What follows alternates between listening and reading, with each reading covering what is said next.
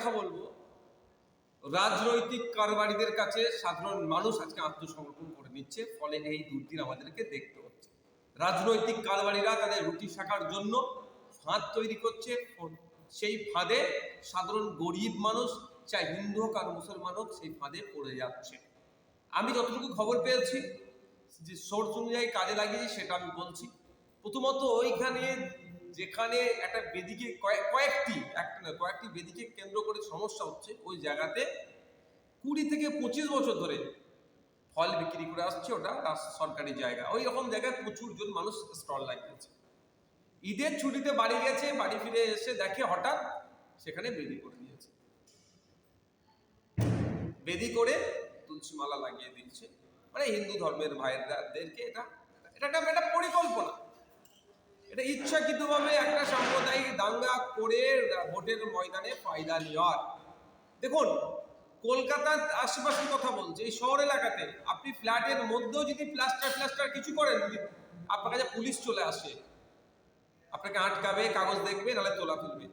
থানার অদূরে পরে তো তুলসী গাছটা লাগিয়েছে, যে ওই কংক্রিটের ওগুলো তৈরি করছে, পুলিশ জানে না, জিজ্ঞাসাবাদ করেনি। পুলিশ খোঁজ নিলে দেখা যাবে ওই যে ফল বিক্রেতা মাসোহারা দিত পুলিশকে, তাহলে ওই জায়গায় কে করছে সেটা জানেন, সব দেখে চুপ ছিল কেন। পরে খবর পাচ্ছি, যখন ফল বিক্রেতারা এসে এটাকে প্রতিবাদ করে, দুরকম খবর পাচ্ছি। একটা খবর পাচ্ছি যে তাদেরকে বলেছে জয় শ্রীরাম বললে তোরা বসতে পারবি, আর একটা খবর পাচ্ছি যে পুলিশের সামনে তাদেরকে জয় শ্রীরাম বলতে বাধ্য করিয়েছে। এই ঘটনাটাও শুনছি।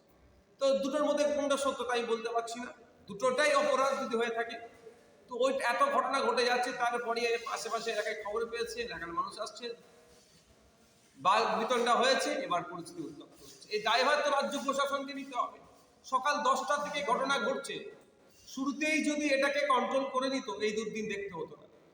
এই যে আজকে একটা অশান্তি হচ্ছে, এই অশান্তির আগুনে ওই এলাকার মানুষ জ্বলছে। শুধু কি মুসলমান ক্ষতিগ্রস্ত হচ্ছে, না শুধু হিন্দু ক্ষতিগ্রস্ত হচ্ছে? ওখানকার মানুষ ক্ষতিগ্রস্ত হচ্ছে। দায়ভার রাজ্য প্রশাসনকে নিতে হবে। আর বিজেপি তো ওত পেতে বসে আছে, লাশের রাজনীতি করবে। বিজেপির অবস্থা এতই শোচনীয় পশ্চিম বাংলাতে, যে মিস কল মেরে ওদের সদস্যপদ হওয়ার জন্য আহ্বান করেছিল, লোকে মিস কলও মারছে না বিজেপিকে, ভোট তো দেওয়া দূরের কথা। তাহলে সেই জন্য ভোটে কনভার্ট করতে গেলে কি করতে হবে? বাইনারি পলিটিক্স করতে হবে। আর তৃণমূল কংগ্রেস ওয়াকাফ নিয়ে বা বিভিন্ন ইস্যুতে মুসলিম সিম্প্যাথি পাওয়া তো দূরের কথা, মুসলমানরা তৃণমূল কংগ্রেসকে রিজেক্ট করার জন্য প্রস্তুত নিয়ে নিয়েছে। এই ধরনের কাজের যদি না সুযোগ দেয়, আমি বলছি সুযোগ দেওয়ার কথা বলছি, আমি কোট আনকোট বলছি, তাহলে মুসলিম হিন্দু বাইনারি হবে না, মুসলমানরা সেপারেট, হিন্দু ভাইরা সেপারেট।